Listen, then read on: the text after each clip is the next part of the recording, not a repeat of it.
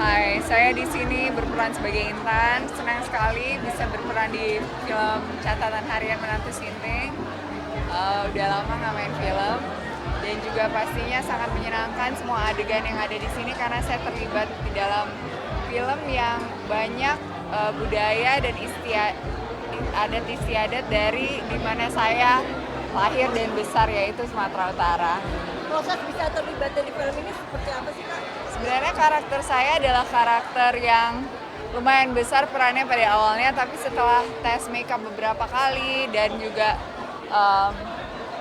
proses kamera, testing makeup ternyata nggak cocok. Jadi akhirnya main cameo aja, special appearance di sini. Sedih nggak sih, Kak, begitu merasa bahwa ini nggak cocok? Enggak, karena kalau film itu ada integritasnya ya, kita harus cocok sama perannya, makanya perannya yang memilih kita. Aku percaya banget bahwa peran yang memilih kita, dan apabila peran itu baik buat kita, alhamdulillah akan sampai selesai dengan sukses dan dengan wajar. Karena kan kalau jadi karakter dalam film harus kelihatan wajar kita menjadi karakter itu. Tapi artinya tidak semena-mena mungkin Rolisha udah oke aja nggak gitu ya, Kak?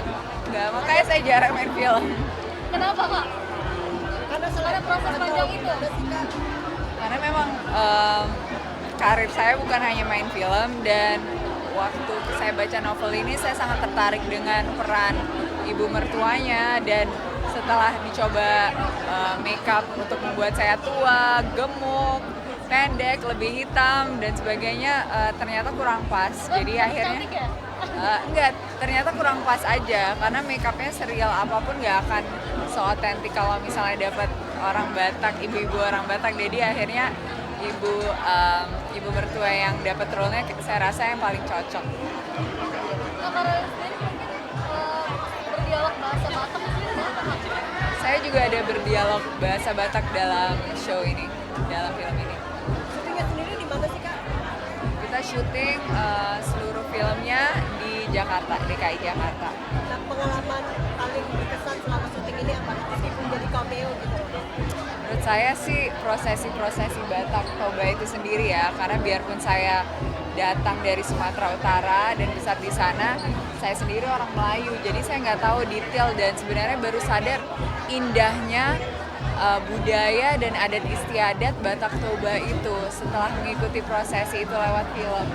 Jadi benar-benar mendapatkan kesan yang emosional yang dalam setelah mengikuti prosesi-prosesi di film ini, menjadi karakter Intan ini sendiri. Lawan mainnya dengan siapa paling banyak scene-nya di sini, Kak? Dengan Robby Purba. Iya, Ini kali pertama satu project dengan Robby Purba. benar. Chemistry gimana, Kak Rolisha, pembangunnya? Baik, aku suka banget Kak sama dia karena kita udah beberapa kali proyek bersama. Aku jadi juri Indonesia's Got Talent juga, dan dia hostnya kebetulan, jadi sudah kenal. Setelah ini pengen main film dalam waktu dekat akan menikah, benar ya? Mungkin boleh klarifikasi Insya Allah dong, Insya Allah. dengan seseorang yang bernama Rama itu, betul nggak? Insya Allah, doain yang terbaik ya. setelah ini akan ada project film lagi atau gimana sih, Kak? Setelah ini Insya Allah ada film lagi. Cuman memang saya agak picky soalnya kerjaan saya yang lain juga banyak. Ya bukan hanya di industri film, jadi beberapa tahun ini memang lagi nggak main film, lagi fokus ke bisnis dulu. Banyak yang menantikan kabar bahagia dari Kak Rolisha. Maksudnya seperti apa sih persiapannya sendiri? Memang tahun ini tahun yang menjadi impian seperti apa sih, Kak Rolisha? Sebenarnya tiap tahun itu saya merasa lebih bahagia ya, karena saya memang orang yang lumayan suka proses dari dalam. Jadi bukan berarti hal eksternal itu membuat saya lebih bahagia, malah hal yang saya rubah secara internal membuat hidup kita lebih bahagia. Dapat film, nggak dapat film, nikah ataupun tidak, itu kan semua proses perspektif kita dan cara kita mengolah keikhlasan batin kita terhadap apa yang terjadi. Kalau kakak kan sering datang ke festival-festival gitu di luar gitu, apa sih yang bisa diimplementasikan dari ketika mengikuti festival itu? Kalau mengikuti festival sebenarnya saya hobi sekali nonton film, apalagi film-film indie. Jadi kebetulan di sana dibawa oleh brand, jadi saya representasi brand. Tapi yang bisa diimplementasikan pastinya film-film seperti di Cannes, itu kan film yang industri banget. Jadi mereka coba mensosialisasikan film-film baru secara global lewat Cannes Film Festival. Seperti apa nih lagi Lagi mau mulai layar lebar tapi masih meeting dulu nih. Gitu. Horor. Nah. Pertimbangannya akhirnya menerima horor apa nih Om Adi? Enggak, kita produksi. Oh, Kita produksi gitu. Berarti Om bertindak sebagai apa dong? Bertindak sebagai pelakunya. Istilahnya produser. Nah, gitu. Bakal perdana atau gimana? Ya kalau di layar lebar, kalau ini kejadian perdana. Sebelumnya kan saya pernah sinetron juga masukin ke salah satu stasiun lah. Mungkin kalau film gimana Om akhirnya Apa? menggarap proyek seperti ini? Ya lebih nggak capek ya kalau layar lebar ya. Cuma kerja kurang lebih dari sebulan udah. Kalau stripping kan perlu stamina yang bener-bener ini deh. Prima. Udah gitu juga kan udah kayak tahanan kota deh kalau stripping. Nggak bisa kemana-mana gitu loh. Tapi kalau ada peran-peran yang nggak terlalu berat, yang nggak sampai ya tiap hari boleh deh gitu. Itu. berarti mau ini meninggalkan sejenak dunia stripping Om Adi. Sepertinya gitu. Gitu. Sepertinya gitu. Ya mau coba di film lah. Karena kemarin kan waktu Susana juga saya udah lihat kan. Kerjanya seperti apa gitu. Tapi tawaran stripping masih ada nggak sih Om? Tawaran shipping sih ada aja. Cuma ya kalau itu kan kadang-kadang tergantung kita mau apa enggaknya. Kalau perannya cocok ya kita ambil. Peran sama harga, sama honor, sama piti. Honor Nah, paling intinya. iya. Pokoknya kalau honor oke, kita ada-adain deh schedule-nya gitu. Gitu. Om Adi, ini kan artinya Om Adi kan gimana sih menjaga tetap eksistensi di konsisten.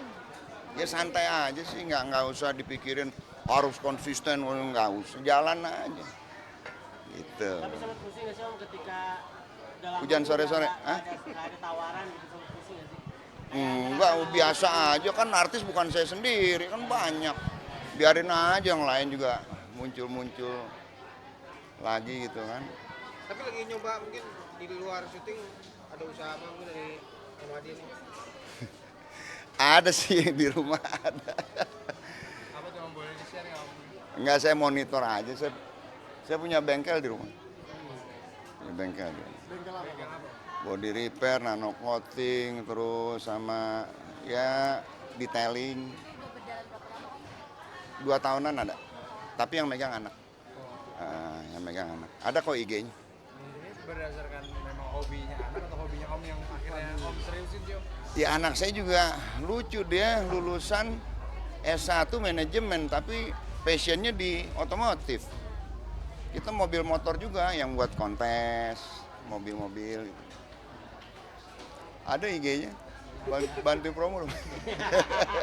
Sebut aja Om, sebut Om. Fukugen.com INC. Lebih ke apa Om bengkelnya sendiri? Apanya? Lebih ke apa? Mungkin mau ya modifikasi atau apa? Pokoknya modifikasi juga kita terima. Ngecat sebody apa segala macam, mau ganti warna, terus tabrakan apa segala macam kita terima body repair. Mobil dan motor gedenya juga ada. Sekarang belum langsung nggak sih Om Adi? Apa? Ngasih Ya konsep santai gitu? aja, saya mah anak yang ngurusin kan. Karena itu satu hamparan, bengkelnya ya udah. Kalau lagi santai saya ke bengkel gitu. Liatin yang kerja dari mulai jelek sampai bagus. Gitu. Income-nya sendiri Om? Apanya? Income. Ya lumayan lah buat jalan-jalan. Tapi sering jalan juga sama cucu nih. Sering, healing sering sama cucu sama mantu.